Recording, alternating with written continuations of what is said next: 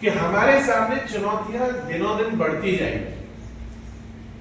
आपको सबसे पहले एक तो किसी भी तरीके से घबराने की जरूरत नहीं है, और वो इसलिए नहीं घबराना है कि जब भी आपको लगे कि यार मेरे साथ क्या हो रहा है, मेरे परिवार के साथ क्या हो रहा है, मेरे समाज के साथ क्या दिक्कतें हैं, तो तब आप उठा करके अपने पुरखों का इतिहास देखने की कोशिश कीजिएगा।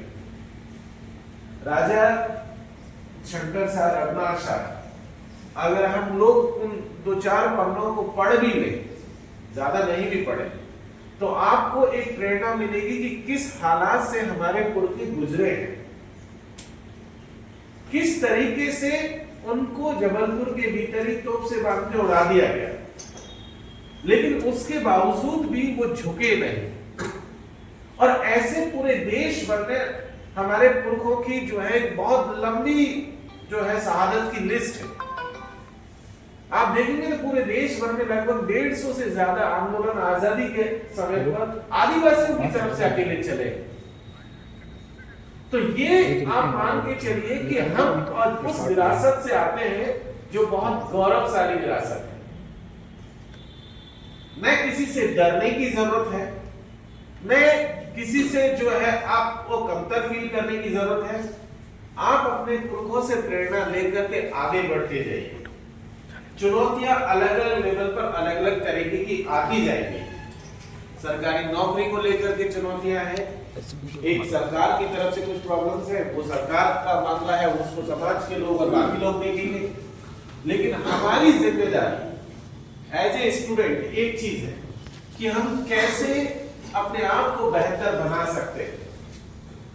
हम कैसे जिस कोर्स में भी हम लोग पढ़ रहे हैं, जो किसी कोर्स में है, कोई साइंस में होगा, कोई मेडिकल से होगा, कोई आईटी से होगा, कोई सोशल साइंस से होगा, बीए प्रोग्राम से होगा या कॉमर्स से होगा, जहां से भी आप सब लोग हैं, ये मान के चलिए कि आप अपने आप को उस फील्ड में मजबूत कर लीजिए, क्योंकि आपका उस पर्टिकुलर फील्ड में मजबूत होना वो केवल आपकी ही ताकत नहीं बनेगा, भविष्य में आपके समाज की भी ताकत बनेगा।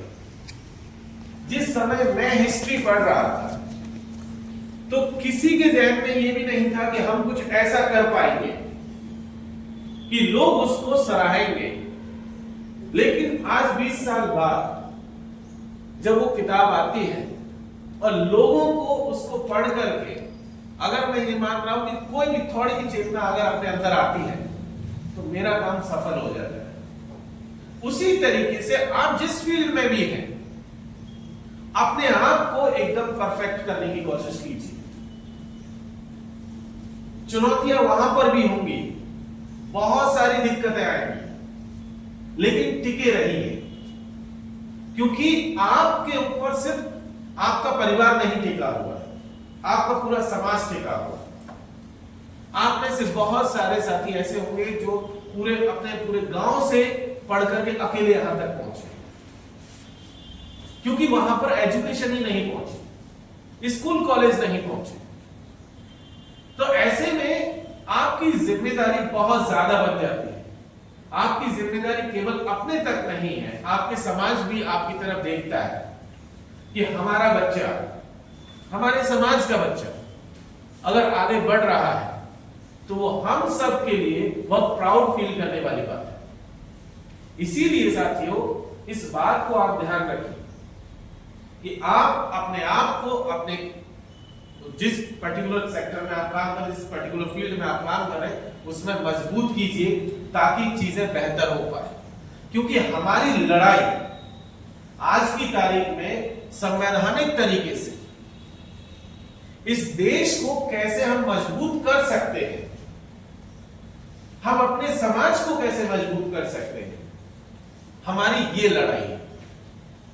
नौकरी तो हम सब लोग कहीं ना कहीं करेंगे ही, लेकिन क्या वो नौकरी सिर्फ हम तक होगी या हमारे समाज की तरफ भी जाएगी? इसलिए वो चीजें भी हमको ध्यान में रखनी है।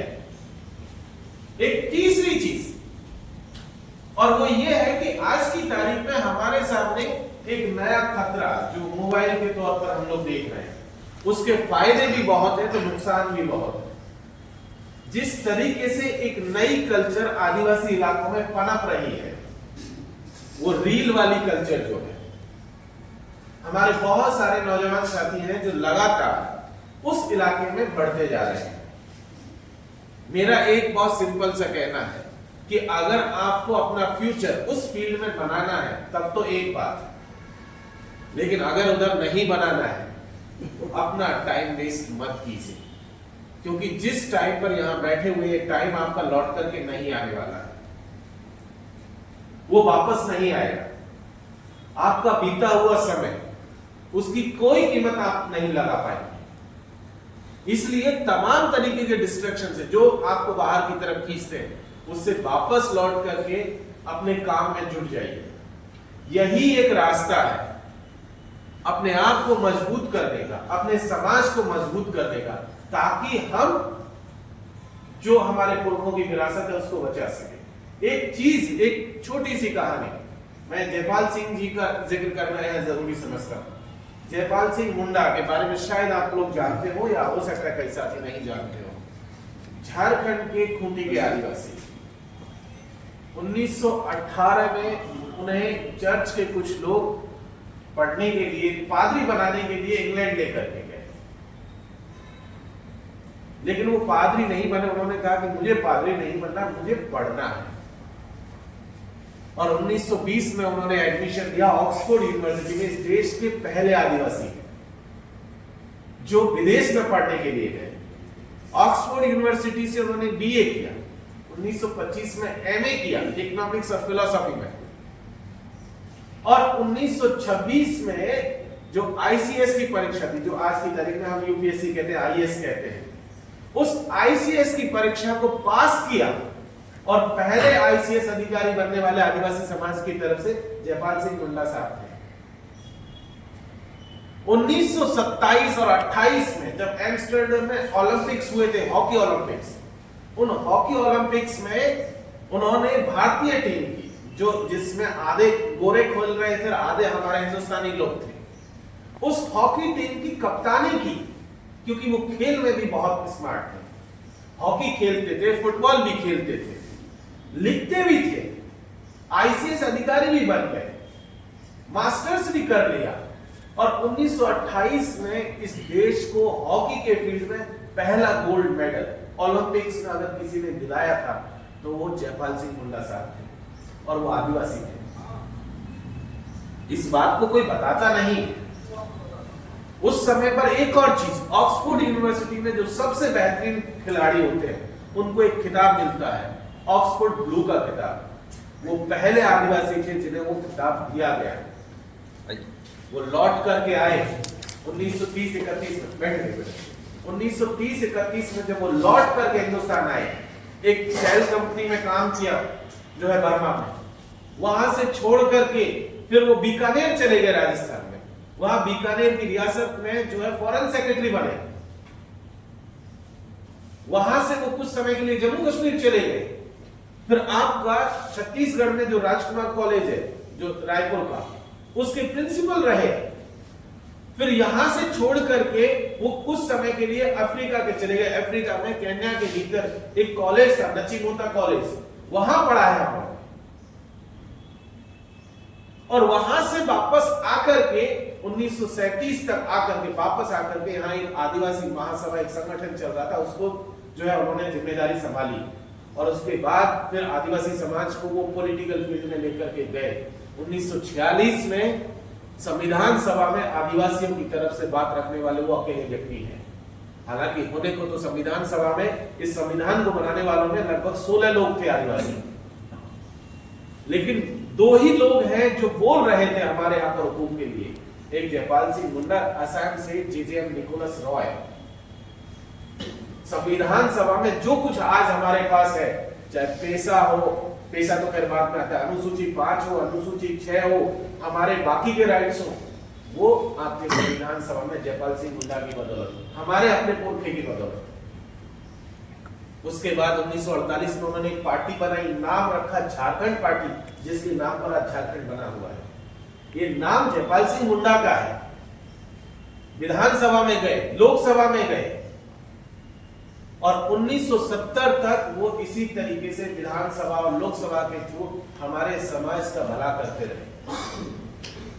कहने का मतलब साथियों बहुत क्लियर कट है। हमारी लड़ाई बहुत अलग अलग फ्रंट पर है। हमें पढ़ना भी है, हमें लिखना भी है, हमें बोलना भी है। हमें मौका मिलेगा तो बाकी समाज के लिए जो तरीके हो सकते हैं वो सारे काम करने हैं। इसलिए हमें ऐसे लोगों से प्रेरणा लेकर के आगे बढ़ना है, और वही लोग हैं जो हमें रास्ता दिखाएंगे। जब वो किताब आप पढ़ेंगे राष्ट्र निर्माण में आदिवासी, उसमें जयपाल सिंह की सारी बायोग्राफी हम लोगों ने मैंने उसको कलेक्ट करके लिखा है। आप देखिएगा उसको, आपको लगेगा कि हमारे पुरखे कितना स्ट्रगल कर रहे हैं। ऐसा नहीं है कि उनके साथ में जातियां नहीं हुई थी, बहुत सारी जातियां हुई। उनकी खुद की मौत मिस्ट्री है, आज तक कोई नहीं बता रहा है कि उनकी मौत कैसे हुई। लेकिन आदिवासियों का आरोप है कि उनको मारा गया। वो दूसरी बहस है, चलो वो बाद में देखेंगे। लेकिन ऐसी साजिशें समाज के साथ में पहले भी होती रही और होती रहेंगी। हमें सचेत होकर के अपने आप को मजबूत करना है ताकि हम अपने समाज को मजबूत कर सके।